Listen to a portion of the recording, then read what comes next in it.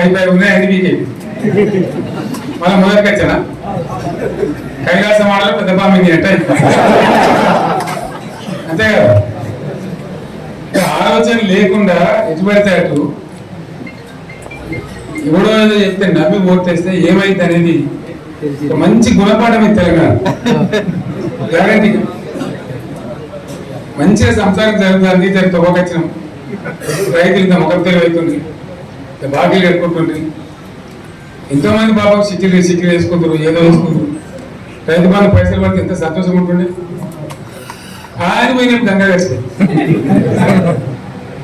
ఇప్పుడు వాడు ఎంతదో ఏదో బాగుంటుంది కదా. ఇచ్చినప్పుడు మోసం ఏదో మళ్ళీ ఎలక్షన్ కోసం దానికోసం చేస్తారు తప్ప కడమైన ప్రేమ వాడు ఇచ్చేది ఇచ్చే ఉంటుందా. మనం ఉన్నప్పుడు కరోనా వచ్చింది, కరోనా వస్తే కూడా రైతు బంధు ఆపలేదు. కరోనా వచ్చి రాష్ట్రానికి రూపాయి ఆదాయం వ్యవసాయం అయితే జరగాలి కదా, తప్పదని చెప్పి ఈవెన్ కరోనా ఉంటే కూడా రైతు బంధు ఆపలేదు. అంత ఒక నిర్ణయం తీసుకొని రైతాంగాన్ని నిలబెట్టాలని కాపాడుకోవాలని చెప్పి 4-5 మంచి స్కీములు తెచ్చి వాళ్ళని కాపాడుకుంటున్నారు. గౌరవంగా బతికింది రైతులు. బీమా వచ్చినట్టు రైతు బీమా పడితే ఎంతమందికి సాయం జరిగింది. గుంట భూమి ఉన్న కూడా మంచిగా సాయం జరిగింది, చిన్న రైతు కూడా సాయం జరిగింది. అట్లా అందరికి మనం గొర్రెల కాపలకు గొర్రెలు వేయడం కానీ, చేప పిల్లలు కానీ, అనేక రకాల అన్ని వర్గాల ప్రజలను ఎట్లా ఆదుకోవాలి అట్లా ఆదుకున్నాం. మా తెలంగాణ కదా మేము తెచ్చుకున్నాం కష్టపడి. మా వాళ్ళందరూ పైకి రావాలి.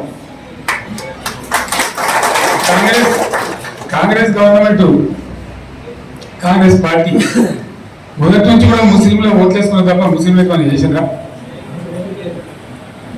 ఇమాం మౌజాలకు మనం జీతం ఇచ్చిందా? మన మధ్యగానే ఫస్ట్ టైం వాళ్ళని గుర్తించి వాళ్ళని గౌరవించుకున్నాం. ముస్లిం మైనారిటీ పిల్లలకు, మన గిరిజన పిల్లలకు, మన ఎస్సీ పిల్లలకు, మన బీసీ పిల్లలకు ఎంత మంచి రెసిడెన్షియల్ స్కూల్ పెట్టుకున్నాం. అందరినీ ముందు తీసుకుపోవాలి. ఇవాళ మనకన్నా ముందని నాకు బాధ కలిగేది ఏంటంటే, చిన్న వర్గాల ప్రజలు కాన్వెంట్ స్కూల్లో చదివించలేదు, వాళ్ళ పిల్లలు కూడా బాగా చదవాలని చెప్పి ఎస్సీలకు, బీసీలకు, గిరిజనులకు, మన మైనారిటీ సోదరులకు గురుకుల పాఠశాల పెట్టారు. అద్భుతమైన చదువు చదువుకున్నారు. ఇవాళ మొత్తం రోజు బడి పిల్లలు విషాహారము, కడుపు నొచ్చుడు, బాధపడు, పువ్వులు అన్నం పెట్టుడు, పిల్లలు వెళ్ళిపోతున్నారు. ఆ స్కూళ్ళలో జిల్లాలకు వెళ్ళిపోతున్నారు. తల్లిదండ్రులు కూడా భయపడి తీసుకుపోతున్నారు. ఏం ఘోరం ఇది నాకు అర్థం కాదు. మళ్ళీ ఇది చేసి కూడా ఇప్పుడు మళ్ళీ అదే కాంగ్రెస్ పార్టీ అంతేనా? మళ్ళీ పాత కాంగ్రెస్ మోపైంది, మళ్ళీ కరెంట్ కోతలు మోపైంది. ఎండాకాలానికి ఏం గతి అవుతుందో మా చెప్పులు ఏమవుతుందో. ఇంకా కరెంటు కోతలు మోపాయి, మంచినీళ్ళు సరిపోతలేవు, అడిగే నాతులు లేడు. ఎవడన్నా గట్టిగా నిలబెట్టి సిల్ల తీసాడితే వారికి పోలీసులు నిలబట్టేయడం.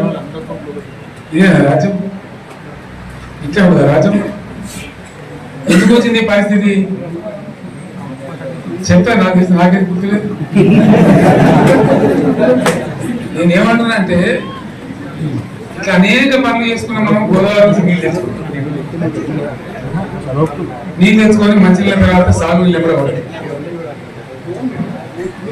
మెదకులో ఇంకా ప్రాంతం అంతా కొత్త అందినే నీళ్ళు, పాత మెదక్ జిల్లా మీదికి మిగిలిన పైచీకి వచ్చేట్టు ఎక్కడ నీళ్ళ స్టెట్ పెట్టుకున్నాం. టెండర్లు పెంచడం, పనులు స్టార్ట్ అయినాయి, ఉత్తరాలు వచ్చిండ్రు, పనులు మొదలు పెట్టింది. ఇవాళ కాంగ్రెస్ గవర్నమెంట్ ఆ టెండర్లు ఎందుకు ఆపింది? సంగమేశ్వర, బసవేశ్వర ఎత్తిపోతల పథకాలు ఎందుకు నిలిపేసింది? ఎవరి కోసం నిలిపేసినట్టు? నేను హరీష్ రావుకి చెప్తున్నా, మీరు 2 తాలూకాల ప్రజలు కూడా సమీకరించి సంగమేశ్వర, బసవేశ్వర పెద్ద ఎత్తున దండయాత్ర చేయాలి. తప్పదు కదా, తెలంగాణ వచ్చింది. ఇది కూడా రావాలని కొట్టాలంటే ప్రజలు అయితేనే నీళ్ళు వస్తాయి. సంగమేశ్వర లిఫ్ట్ రావాల్సిందే, బసవేశ్వర లిఫ్ట్ రావాల్సిందే. ఖచ్చితంగా 2 తాలూకాలు కూడా 1,50,000 నీళ్ళు వస్తే పంటలు పండి మనం బ్రతుకుతాం. మరొకటి కావచ్చు, కరెంటు కావచ్చు, తెచ్చుకుంది. 24 గంటలు కరెంట్ ఇచ్చుకున్నాం. ఏమైనా ప్రాజెక్టు చదువుకుంటే నీళ్ళు తీసుకుంటే బంద్ చేసినాం, నీటి తీరు రద్దు చేసినాం. అట్లా ఎన్నో సదుపాయాలు చేసుకున్నాం రైతులకు. బాగా జరుగుతుంది.